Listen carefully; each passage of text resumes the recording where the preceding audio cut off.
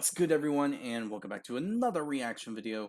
Today we are reacting to the next part of the Mort Theory by the Theorizer, and this is the Crimes of Mort. We're gonna go to the prequel evidence, which is season 4 and 5. Last time we were told about everything else. Well, for you guys it was last time, but for me it's just like a few minutes ago. Just had to get some water, get prepare for the next part, basically. But yes, this is what was going on last time. The whole thing with Mort being suspicious, his acts being proven to being abnormal, his personality shifting, and so on and so forth. So it honestly does give the impression that he has multiple personality disorder and is multispecial. If that's the word, I don't know. Basically, he has DNA from other species within his DNA, which is pretty weird, but not the strangest thing I've ever heard. But it does put into effect that Mort is completely abnormal, and to hear the fact that he's actually older than Julian by being 50 years old. Well, probably 50 years older, but yeah. It honestly puts a lot of things in perspective, in all honesty. But, yeah. With this all said, I hope you all enjoyed this video. Hit the like button if you did enjoy it. Subscribe, comment on what you want me to react to next. And finally, the link to this video is going to be down in the description below, so be sure to check that out to see the original video, and be sure to give the Theorizer some love and support for the video that they made. And with this all said, let's get right on into this one, shall we?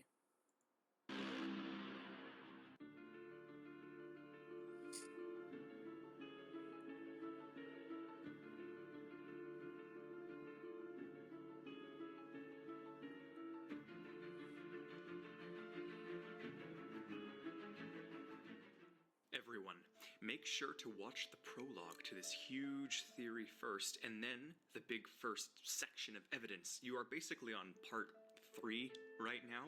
Technically it's part 2, section 2, but for the sake of the algorithm, I'm going to call it part 3. I will link parts 1 and 2 above now as a playlist that I've made.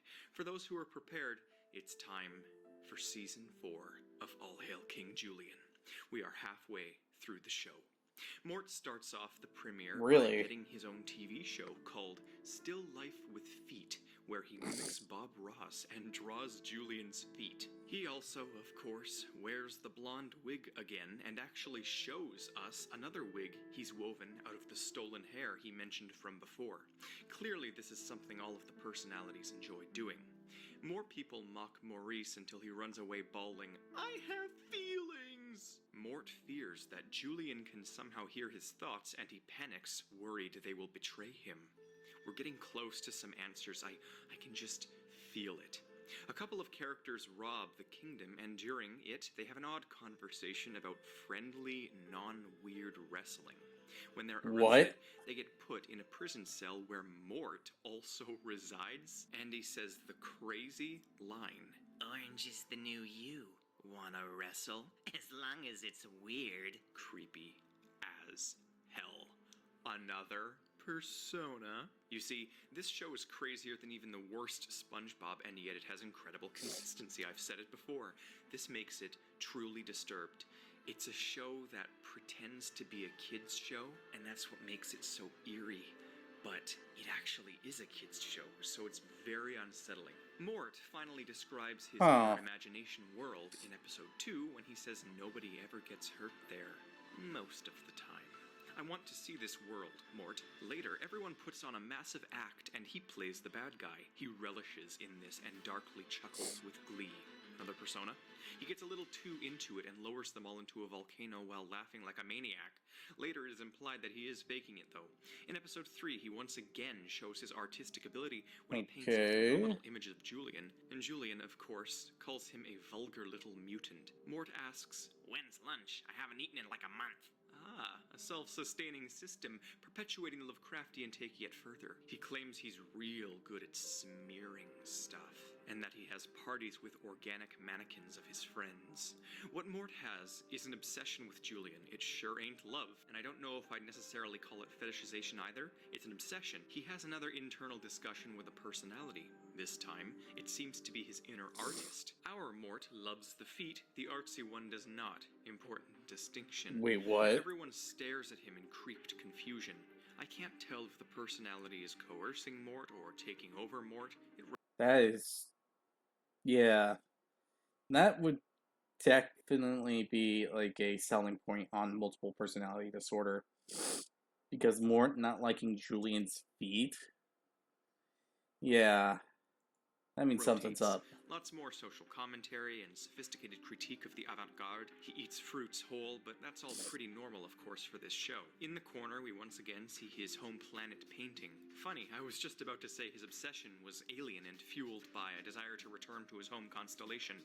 His goal in this episode was to paint Julian the way he truly sees him. His house is full of foot art, and he wants to mount the real deal eventually. Julian finally grants Mort foot access, and Mort screams, "I love you, the feet!" He throws his face and tongue all over them.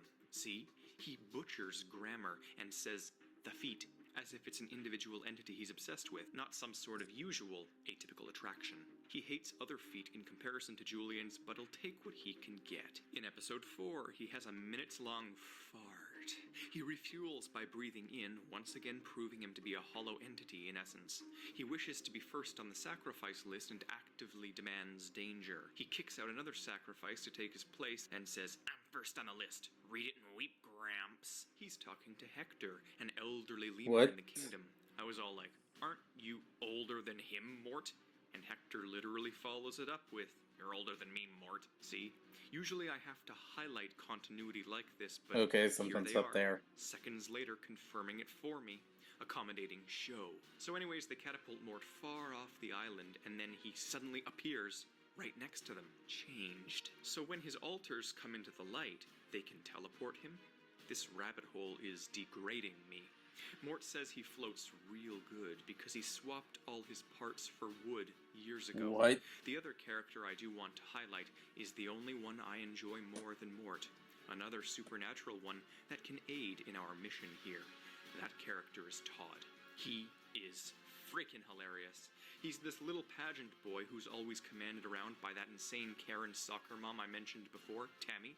She's nuts and screams his name, and he always stares blankly into space with the utmost creepiness until called upon by his mother, at which point he does something random but extremely talented. In this episode, he highlights his paranormality when he walks vertically down the side of a chest.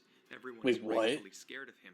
His mom claims he can be activated, whatever the hell that means. His default face is brainwashed, though, so I can certainly guess. He has this horrible, evil attack face that looks demonic, and then, in this episode, Tammy finally explains it. She laughs villainously, and no f***ing joke, claims that they can only stop him by driving a stake through his heart while a priest recites a ritual. Todd is possessed by a demon. She screams at him to let go of Maurice's jugular, and he goes back to Catatonia. He looks like Mort and is important. This baby lemur is a key to a lock I haven't come across yet. But back to our good pal Mort, who disturbingly locks mannequins inside of his house and drops a boulder on it to put them out of their supposed bizarre misery. He puts on the wig again and plays some drums. Seconds later, though, he's back to our Mort, and I can't tell if he's right here hallucinating identities around him or what. He spoons sand and then pulls a cannon out of thin air. Dread pirate, I say. People around him don't even question how he apports things anymore. Mort calls Julian handsome, but I know better. It's a twisted obsession. Even when he laughs normally, the subtitles default to calling it evil. Let It Be Known. Episode 5. Mort twerks on a pole to seduce What? a rooster. During alleged sensitivity training, Julian calls Excuse Mort me? a fun-sized trash goblin, and Mort loves it. Also calls him a worm-riddled peach pit and a second-hand donkey puppet, which Mort enjoys as well. Carl wants to keep Julian on his toes, to which Mort says, "Don't even look at his toes." Julian kicks him, as per the usual. Here we also get a shot of one of Carl's side hustles, which is freelance religious work. He screams, "The power of the sky gods compel you," at Todd, causing him to float in mid-air and then thrash around. Demon child. I'm getting exhausted already. I mean, there's so much. And then a lot of weird shit happens at once. Mort suggests that the Fusa have resorted to cannibalism. Mort implies he likes eating live chicken. Maurice lays an egg. Mort falls into a deep fryer and instantly turns into popcorn, then back again. Episode 6. More Mort madness. I think he somehow gets onto the mainland and then returns via parachute. A fork stabs him straight through the head, and he asks if something's burning, so clearly Mort has a brain, right? One that can be affected similarly to a human's. He later rolls around in an onion patch to protect from werewolves. There's some unique commentary in this episode on cults, and Mort gets hypnotized into being the evil cat of an evil, sophisticated crocodile who tries to usurp the kingdom. The show gets very, very, very weird. Mort Yeah, without doubt. meows like the supposed cat he is. Probably genetic. I doubt it, but we shall see. Mort turns his head 180 degrees. Is he part What? owl? I doubt it, but again, we shall see. And it persists here as Season 4 is pure insanity. Episode 7. Mort claims nobody ever asks about him unless he's under investigation. Based on his track record, it's certainly clear he's malicious indeed. Multiple arrests are quite likely in his past. Mort is asked if his family has had inbreeding, and he says he's his own grandfather. We soon learn that his What? dad was a bear, and from what I understand, we eventually meet Grammy Mort's husband, so clearly someone is lying somewhere. Does this inbreeding mean Mort has time traveled? We're in very close proximity to the bombshell episode, yes, but I don't know. Next up, Mort swims in a tub of toenails and squeals, "Give it to me," as he fills his mouth with them. Tammy starts speaking in various extinct tongues when she presumes someone around her is possessed by a demon. She has clear experience with Todd. Mort then counters the notion that he breathes through his mouth when he dives in a pool and claims his gills are clogged with drain hair. This means he is also part fish. Mort panics and needs to consult his inner voices. One of them calls him Mortimer and tells him not to blow it. This new name counters when he called himself Mordecai, and brings up the possibility that he just adds stuff onto his name quite randomly. But his original name is just Mort, which, as I've said many times before, is Latin for death. Several more Morts show up in his mind and show that they've got a whole system in this psychotic inner world. They're starting to truly build on Mort's lore, finally. He gets married Okay. to Pam, a woman who tries stealing the throne. They accuse Mort of being a completely unknown species, to which he replies he's fully aware that he's a medical marvel whose father was a bear. So much is going on now, it's madness, and they're revealing things about his What the- genealogy. Remember Sage? Yeah, his huge bird comes crashing into a No, seriously. What kind of family tree does he have? Because that's just completely random, in all honesty. rock, and he heals it with magical tears. His last name is Moondancer. He has got to have sky god relations somehow. Maurice claims to be surrounded by crazy people, and that is very sadly true. Turns out Pam illegally married Mort and is a con artist. Turns out she also married that zombie who then reconnects with Mort and goes on a cruise. Mort, all done up in his usual blonde wig. It can't get any crazier, but I positively know it will. Episode 8. Mort is leaking something. Later says he burst an artery as well. Also raises his eyebrows, winks, and says he'll take some fine-tunage if we know what he's saying. Pop culture commentary abounds in this episode. Mort thrusts the air, zero exaggeration. Then he roasts someone and later says, "Oh, I can handle this. Happy to do it, in fact." He nefariously chuckles. Another persona, I'm losing it. There's so much. I mean... What? I just can't. What? So you're telling me No. No. No, no, no. We focus on Mort and the supernatural that surrounds him. Now is not Why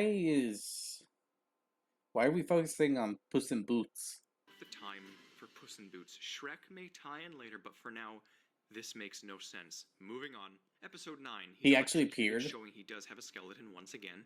It is implied that Mort helped Okay. brainwash some of the citizens, but finally, we've made it to the episode where everything that they've ever built up unravels. The beginning of How not so? just this show's madness, but what it does from now on, which is sci-fi madness. Absolute pure insanity, and why I'm making the theory. Season 4, Episode 10. You seriously all have to watch this one for yourselves. They don't even stall the inevitable that is this episode. Julian has that science dude, Timo, build a cloning machine so that he can love more of himself. He does, and various Julians of different personalities come strutting through. Lastly, a female Julian pops out, and Julian falls in love, making Mort jealous. Mort loves her feet too, though, and thus he finally loses it and takes it upon himself to activate the machine again with his butt. He wants his very own Julian to, quote, cuddle, bathe, and feed while he's strapped to a high chair. The machine takes his signature instead of Julian's and reaches into another universe populated entirely by evil Mort clones. Turns out Timo somehow accidentally What the built heck? an interdimensional portal How does that work? That makes no sense. and merely has let through alternate versions of Julian. In the Mort universe, there's thousands of them, who all bow and pray to their leader, Mordecus Khan, who sits on a giant throne of skulls in the middle of a barren wasteland filled with foot effigies. To those who thought I was joking, I have just... Wait, I just realized. Was that a Mortal Kombat reference? Because that sounded like one. Like, it really did sound like a Mortal Kombat reference. It's so weird. stumbled upon the largest untapped gold mine in the known history of fan theorizing. They all march right through the portal, and Mort screams that his nightmares have come to annihilate him. I assume he could detect their existence through the fabric of reality, or his memories, I don't know. Every single Mort in Mordecus Khan's army seems to have the abilities of a regular Mort, and they begin destroying Madagascar while chanting, Mort, Mort, Mort, Mort, Mort, Mort, Mort? Mort, Mort, Mort, Mort, Mort, Mort, Mort? Their war Did they horns are really do gigantic that? woodwinds that are not blown into with the mouth, but with the anus. They have endlessly long farts that announce their presence. Mordecus himself shows what a Mort is truly capable of when he claims to smell the fear of other lemurs as he conquers this universe. He claims to be supreme leader of the Mortverse, which to me either means the multiverse in relation to the Mort residing in each one, or it's just the name he gives his own barren universe. Perhaps his horde consists of every other Mort in every other universe he has conquered? Anyways, the gang tracks down Mort and forces him to down coffee so Smart Mort will return. Once he does, things come full circle. Smart Mort claims he has a friend who can explain the multiverse, and we cut to none other than Pineapple in his limbo, communicating with those on the ground. How does Smart Mort know Pineapple? How? How on earth? Is this thing even Julian's ancestors? Who knows? Smart Mort has seen it all. Pineapple then calls in Dr. Watermelon Balking to explain the multiverse, utterly Who? obliterating the fourth wall in the process by speaking directly to the, quote, kids at home. Pineapple says he owes a lot of money to fruits and veggies of other universes. At this point, I feel like Pineapple is sort of the god or a god of our universe, interpreted the only way the characters know how. Smart Mort refers to regular Mort as himself once again. Normal Mort calls Smart Mort Icky. So is he a persona or just Mort? Answer me, show, damn it! Smart Mort knows so much. He's got all the knowledge of Mort's immortal life, an anomalous elder god trapped as a mouse lemur in the corner of a forgotten island off the coast of Mozambique. Holy hell. He says every Mort in every universe loves the feet, and he gets distracted back into normal Mort, forcing them to copy him again. Mordecus says that no universe has ever dared face him. They chant their anthem, Mort, Mort, Mort, Mort, we come to fight, we come to kill. Today you die, you surely will. They vow to leave no survivors and dine on the tears of the dead. The clouds open up and reveal Limbo as the divine fruits watch down on the ensuing massacre. They pump up a massive balloon of a lemur foot, and it entrances the Mort horde. They run straight up a cliff face for it. Mordecus ain't so easily swayed. I can see why he's their ruler. On second glance, I do think the barren wasteland is in fact a completely ocean-free version of our world, right outside Madagascar. After all, it's through reality, not through space, and they drop down out of the portal that is elevated on our side. Mordecus nearly cuts off Julian's feet to take as a necklace, but they close the portal in time. Smart Mort returns to the depths of Mort's mind as well, claiming it causes a spatio-temporal imbalance for him to be out. He's multiversal, I know it. Well, that was draining, and we haven't even gotten to the 16-part episode yet. What? And now we do. Episodes 11, 12, and 13 of the 4th season follow a similar plot that culminates in a massive cliffhanger that is resolved in a whopping 13 more individual episodes of the serialized drama known as Exiled. It's basically season 4.5 of All Hail King Julian, if such a thing existed, and Netflix has, for some reason, separated it as its individual show because it's more dramatic and chapter-based. In episode 11, though, Mort says he has an imaginary friend named Nathan, which, let's face it, another persona. Mort says he likes his Julian soggy and alive. He gets struck by lightning through a roof. Mort once again mocks Maurice's crying by saying, haha, he's not dead inside. This presumes Mort thinks the norm is to be dead inside, i.e., Mort is dead inside. Mort's electrocution now causes him to attract appliances, and a Roomba chases him, to which he yelps, call an exorcist. So the enormous plot starts right around here, where Sage's brother, Koto, king of the mountain lemurs, comes in and lies about his kingdom being destroyed. It's all a plot to take over the lemur kingdom with his warrior species. Sage is rightfully suspicious. Episode 12. While the mountain lemurs plot and raid, Mort removes all of his organs. Some of them are metallic. Mort then, oh, to my great pleasure, gets a DNA test, and the kingdom's creepy doctor, Dr. S the Snake, is even terrified and disturbed by the results. The show then plays creepy music as he reads off the results in a very similar fashion to how I did in part 1.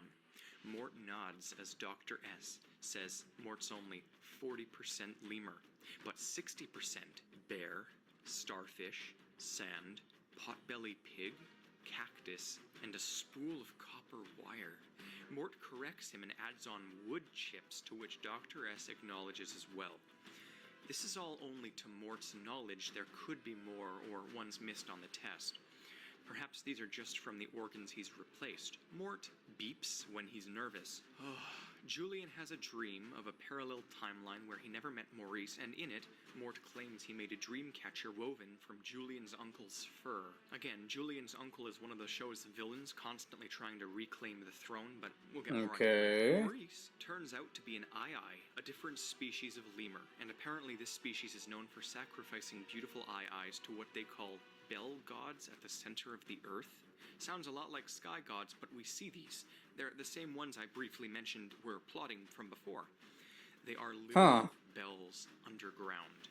They have prophecies in a whole society, and they foretell a time of lemur war which is about to come.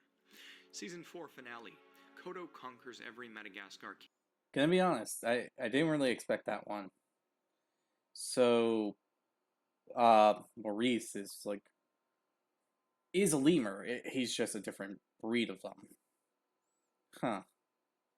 I thought we were going to get that kind of admission, but that's pretty interesting. Kingdom and enslaves everyone. Mort tries escaping by acting as if he's a drop-dead hot chick, and their guard is a handsome sailor. He's had some clear experience. He asks Todd not to judge him. Todd stares blankly into space, of course. With Kodo, it ain't personal. Conquest is just business. Julian does a dance-off, but fails from lack of endurance. Everyone calls Mort delusional, as he uses his teeth to drill out of the prison and save Julian. Mort distracts the execution snake via twerking hypnosis. Mort Epically What? enough, is the last line of defense. The snake plays with its new food while Julian escapes on a submarine, starting up Exiled. Chapter 1. Kodo wants to, quote, make Madagascar great again. Mort Wait, is what? devastated and works like the other captives as an unpaid intern. Oh, so it's gonna be like that, huh? I never thought this would be the case scenario where a TV show would do that. If you understand what I mean by that, then uh, you deserve a cookie. Because I'm actually kind of baffled by this bit of information.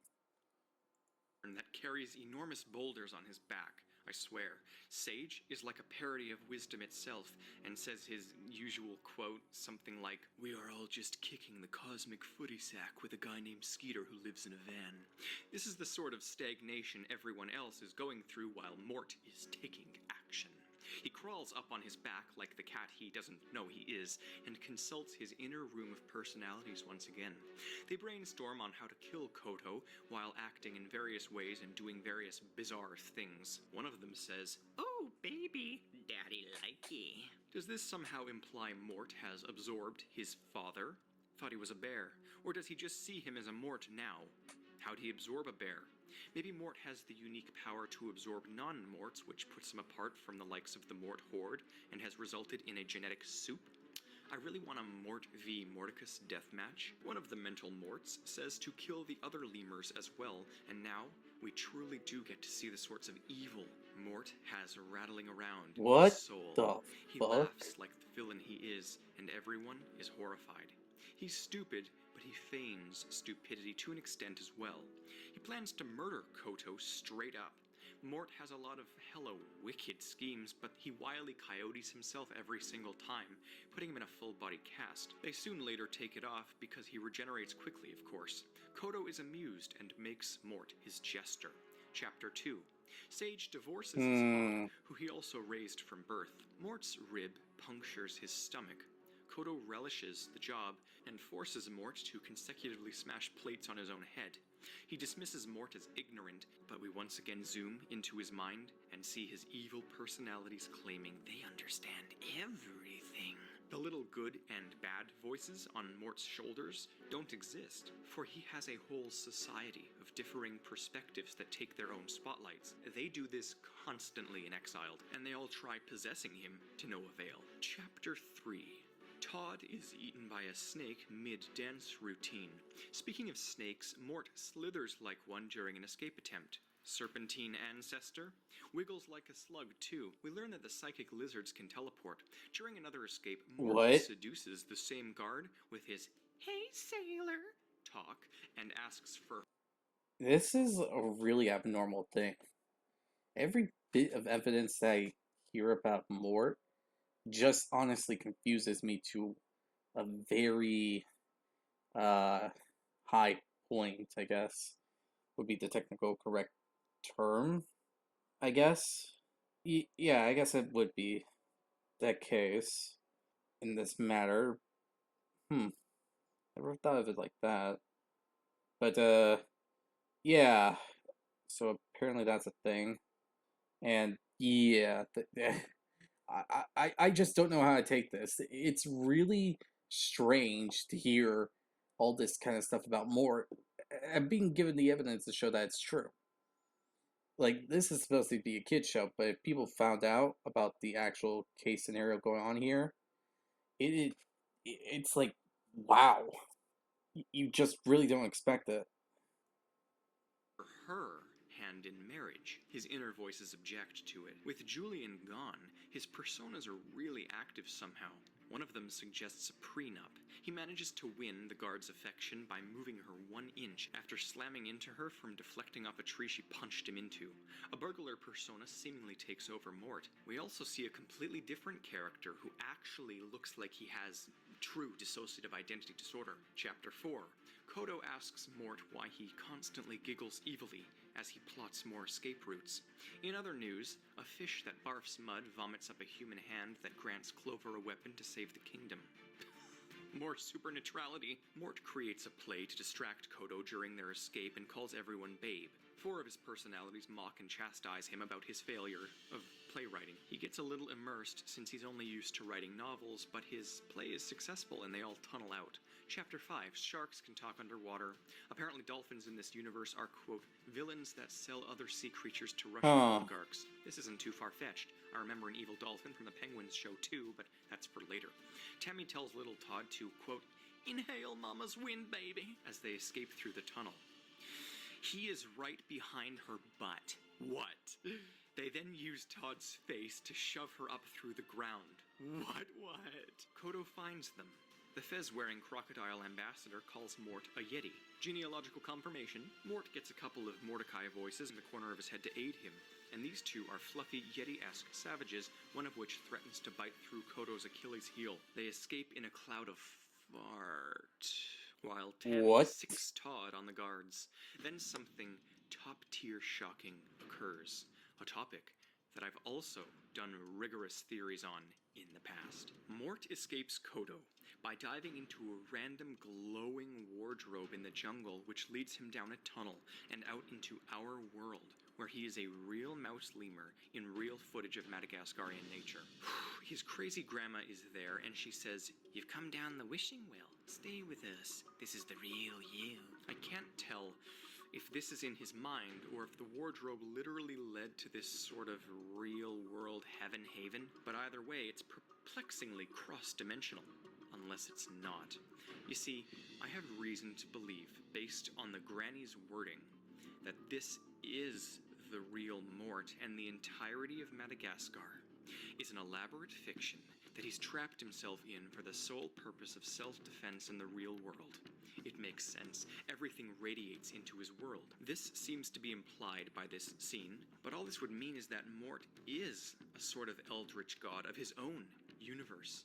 Essentially then, whether this is truly in his mind or not doesn't change a single bit of the stakes and purpose of what's going on in the show. Either Mort is an elder god who built our universe, or he's a Goodman's mouse lemur that is the elder god of his own fictional universe, who hides there in his stories for safekeeping. This is presented as a random offhand joke, and I understand why. It's irrelevant, because we already knew Mort was some sort of omnipotent, ageless deity. It's most likely that this is just more of his crazy, indescribable, hyperdimensional inner mind, hence his granny also being there. It's a joke meant to confuse theorizing, basically. That's really, like, it's actually confusing me. Because to the point of everything that was made, it just sounds like one thing said and then it gets to another point. No. No, that's not what I meant. That's not what I mean. Like, it has the proof, but it also leads to something more that just makes it confusing. Like, a bottomless pit of information that you're trying to solve, but every time you try to go into the pit just to find the end, you find out that there's more going on than you ever thought. That's what it feels like when it came to me. This is what it feels like to me. Like, every time you get a piece of information from this, you get more and more that just baffles you even more. A never-ending thing of information. And I won't be confused by it. He flies back out of the wardrobe and promises to fight to the end. Julian is still trying to get back home, and he meets this enormous emotional tentacle in the depths of a cavern who claims to be an alien from another planet, confirming aliens' existence outright. Mort falls for his own traps, but doesn't die, of course. I was all fine and good until another character, Gigi, reveals she has a photo on her wall of another real-life animal. Where do we go from here? It's like SpongeBob, where it's sort of just perspective that makes these characters animated? Who knows? I've also theorized the exact opposite. Say this sentence 10 times fast to your therapist. The evil dolphins bully the nerdy tentacle alien and threaten to sell him to Russia. Yeah, I'm not gonna try that. Up, which is why I'm appalled that some DreamWorks and Netflix writers actually managed to do just that. Mort then explains to Gigi that scientists claim he has unclassified pheromones that make no sense and could possibly be alien. Mort outright confirms here that he's a genetic anomaly from outer space who has no memory. This is sadly a huge step. Sadly because of how ridiculous it is, and sadly because it means I can't get the chance to theorize on it as much. It also means Mort is aware of what scientists are and has had time to be studied. The question is he referring to when they came and kidnapped him in that other episode, or has he been a wanted anomaly for generations? You know, I was told by you guys a few weeks ago to visit something called the SCP Wiki, because apparently my terminology and theories sound similar whenever I go off on an eldritch entity. I must say, it's a pretty interesting website. #non-spawn. Everything to do with Mort is intentionally contradictory in an interdimensional sense. Maybe this whole show is just the subdimensional brainchild of its writers. You know, that's probably the single most complicated way I could possibly explain All Hail King Julian being a fictional show. Julian replaced... You know, putting it that way, it does kind of make sense. Huh. Never thought of it like that. That's interesting. King shark that the dolphins kidnapped with a warhead, which they sell to the Russians. Comedic commentary. This show is truly starting to remind me of Twin Peaks. That Mort dream was mere foreshadowing of Exiled. Chapter 6 of 13. Mort furiously screams at Timo to open the freaking door. Apparently Sage was in an alien support group. I swear this show is building to something enormous. Commentary on charlatans, blah blah blah blah blah blah blah blah. Mort is hit with his own cannonball, scorched by a blowtorch, blown up with a volume of TNT I would calculate had I not been in a rush to get this out due to the upload scarcity at the moment. Scarcity is because of this show. I have done nothing else. No worry, I'll be uploading a lot to make up for lost time, because the one thing this show has been good for is ideas. In this episode, Julian finds that Russian space monkey again, and so much here leads me to believe Mason and Phil were also rejected test subjects. Perhaps all the monkeys were, and these ones build a massive blimp similar to the plane in the film series. The other thing that crosses over from this show are the sky gods, which either do work by coincidence when Julian sacrifices the shark in film 2, or don't work at all because they're not on Madagascar, and the gods seem to be localized physical pagan deities. Chapter 7.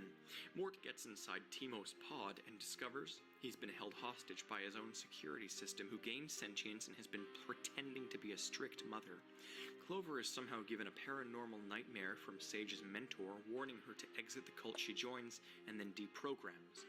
Yes, that has been a crucial plot point, and their seminars look like the Red Room from Twin Peaks. Oh, God. Where this time, Mort's head cranks a whole 360 degrees. Owl Eye says that seems to be the limit as he cranks it right back. Chapter 8. They reprogram the robot and it aids Mort and Timo on a new quest. Apparently Hans, that zombie Mort keeps losing and finding again and has a true love for, has his own zombie wife and 2 zombie children. It infuriates the wife when Mort recruits Hans and he says, "Come on." What the frick? That's... You lost me there.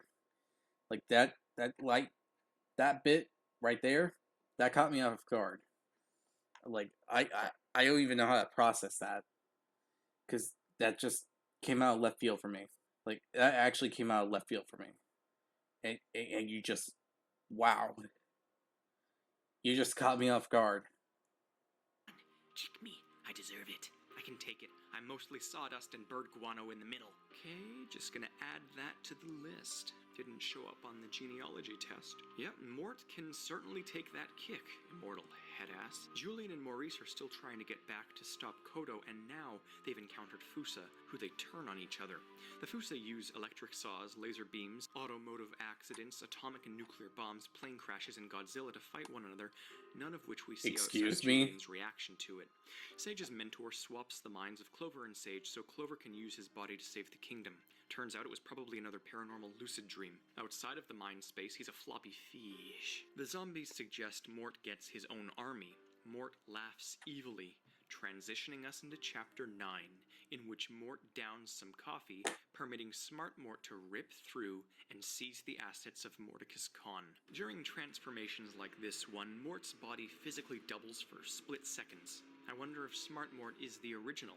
He says, "You don't know how much it hurts me to be here. I'm just too smart. The mom robot questionably sings him a song about how if you're smart in life, suppress it, because the world loves stupid. This parallels exactly what I think Smart Mort did. Sort of like my theories on Patrick Starr, he defends himself with a stupid alter ego he gained. Perhaps. Again, could be either or, as Mort himself isn't fully stupid either. The song is basically a hardcore satire on the concept of it's okay to be you. Contextually, this show actually makes some sense, sadly. It's not all fast-paced slapstick at all. Julian nearly is killed by Fusa but claims it is plot armor that keeps him alive, and he does a Matrix kick to perfection. Once Smart Mort enters Khan's universe, he disappears out of fear and leaves them all stranded amidst the army and a furious Mordicus. Carl appears to save the day somehow, and Maurice is kidnapped, but everyone, you must know this. Chapter 10, Everything Ever, is explained. Holy hell is it ever. The show damn near ceases to be mysterious after this. I mean, I didn't even know what I'm supposed to do. But look at the time. I simply cannot edit all of this, and I've yet again tested my video lengths way too hard. I have limits, but again, I will Yeah, edit the third you and kind final of section did. of part 2 ASAP. But again, honestly, as you'll see, at this point, it's just part 3 and 4 for algorithmic sake. Subscribe. Do not miss anything. Make sure to follow me on Twitter at TheTheorizerYT, and until the very soon next time, I'm the Theorizer. Yep, that's something to really digest. So, we got a lot of stuff done right there. We got some information that I'm not gonna lie, I honestly felt like brain rot. So, yeah, that's just kind of crazy how things work that way. But I hope you all enjoyed this video. If you did, hit the like button below, hit the subscribe button to support the channel, support the content provided, and so on and so forth. Hit the notification button to be notified immediately when the video comes out. Tell me what you think of this, because honestly, I'm being dumbfounded to the point that I'm just looking at the screen so blankly, going like, "Oh, okay." Like I can't, like my mind can't just comprehend it to the highest degree because I'm being uh, dumped so much information that it just makes me feel like I'm just, it's hard to describe it, in all honesty. It's really hard to describe it, and it's a bit annoying when I can't really put it into words. But yeah, this is an interesting thing to discuss. But I hope you all enjoyed this video. If you did, hit the like button down below, hit the subscribe button to support the channel, support the content provided, and so on and so forth. Hit the notification button to be notified immediately when the video comes out. I think I already said this. And be sure to give the Theorizer some love and support for the video that they made. Now with this all said, I'll see you all next time. Bye!